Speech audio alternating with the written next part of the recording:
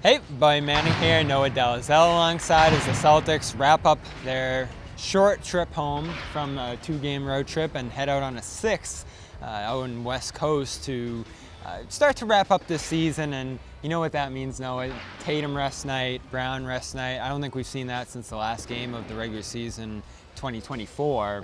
So you knew different guys would be getting opportunities tonight. And just like in Brooklyn on Saturday, Baylor Scheierman played. 3 points in the first half, looked pretty similar to what his season had been to this point so far.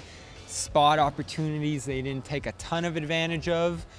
And then in the third quarter, he comes in, they're down 4, there's like 2 minutes left, and he just goes on this explosion. It started with a Drew dump off to him for a shot inside, and then he just started raining threes, makes 5 straight shots between the third and the fourth quarter, 17 points in a 10-minute stretch, while scoring 17 of the Celtics' 26 points over that run.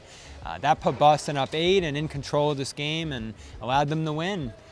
Completely unexpected and a pleasant surprise to end this season after he's mostly spent his time in Maine. Yeah, Baylor's been awesome in the last few weeks when he's gotten some opportunities, but I felt like recently you can see that he's playing with more confidence, really not the shooting, but the rebounding, the being in the right spot at the right time, the charges, just big time plays. And he's a guy that plays with a lot of emotion and energy. I can already tell he's somebody that this crowd's gonna love because the way that he got behind him. The way that he responded to his own little 3-point run and just the defensive plays, like he's really easy to get behind. And so he needed a game like this. He had the 15-point night versus Philadelphia, but 6 of 7 from 3 tonight, and the heave, the one that bounced in, just crazy shots. And I wanted him to finish out the game because I was thinking there, like, I don't think he's gonna miss. Like it's one of those nights for him.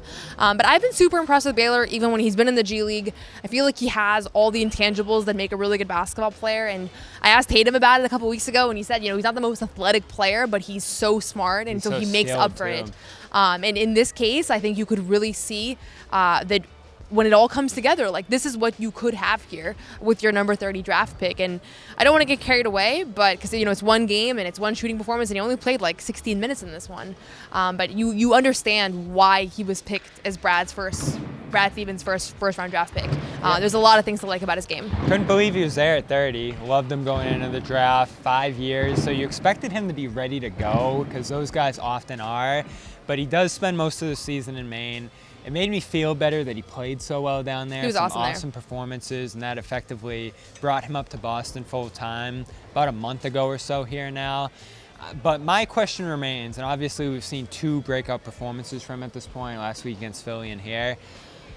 What prevented him from impacting the team this year? And obviously the easiest answer is there were so many guys in front of him. But I also think defense, still an adjustment, athleticism to play at this level, still something he's working on. And then the shot wasn't there in the preseason. The shot wasn't there to start the year. And that's less concerning because that'll come around with more opportunity. He was 5 of 25 from 3 in the NBA coming into tonight. But I still wonder, and I want to see more of him down the stretch here, what's it going to take to get him into the rotation next year? Because I don't think there's any way he'll impact the playoff rotation. Yeah, I think the reality is that this team has no margin of error. And so maybe if he was drafted to a team where, okay, you start off 0 for 20 from the field or 0 for 8, whatever he was, and like you'll just kind of get your rhythm. Like this was not the place for that. And so this is the kind of place where probably from the beginning they knew the plan was going to be to send him up to Maine, to get him in the developmental plan, to get him familiar with all the terminology. Everything in Maine is a carbon copy of what they do in Boston. And I think there's a level to the adjustment that's not even about basketball. It's just understanding the schemes, understanding the philosophies. And he was able to do that, but he didn't spend the whole season there. He's been with Boston for I think 5 or 6 weeks now, consistently. So I think they wanted him to have that stint, to have that kind of crash course with Tyler Lashbrook, who's the head coach of the Maine Celtics, who was an assistant on the championship team last year. And once he kind of graduated out of that, he's been getting some opportunities here. And I thought that it wasn't just tonight. I think he's looked pretty good. Just the way that he kind of commands the game on both ends, and his confidence and his IQ, you can kind of see it. So this didn't come out of nowhere, but I do feel like early on it was just, this is not the team that you're going to be making a million defensive mistakes on the floor, learning things. You're going to go to Maine to do that, and then you're going to come back when you've already kind of gotten that training camp in. And speaking of his time in Maine, we went up there and did an interview with him. We'll link to that below, up in Maine. He was on the Garden Report earlier this season before one of his games, so go check that out, and hopefully we'll see more of him down the stretch here. A big moment at the end of the third, them getting him that three. He hit one initially right after the Nets fouled Peyton Pritchard, so it didn't count the bank shot, and then they went right back to him. Porzingis with an awesome tap pass back to him that allowed him to beat the buzzer at the end of the third and then go storming into the fourth quarter. So their ability to set him up, their ability to look for him, and Joe's willingness to play him in games like these, I think, is all important. And obviously with 13 games left, we're definitely going to see more of him. Yeah, definitely. He had his first big TD Garden moment. I think it's the first of many, but you could feel it in this building that like his life was kind of changing in front of us. That he, a guy who would obviously play basketball his whole life, gets this real opportunity, and he was ready for it, and he delivered. And I think he finished with 17 points in the second half. So I don't know that they get this win without him. In 10 minutes, just an explosion out of nowhere.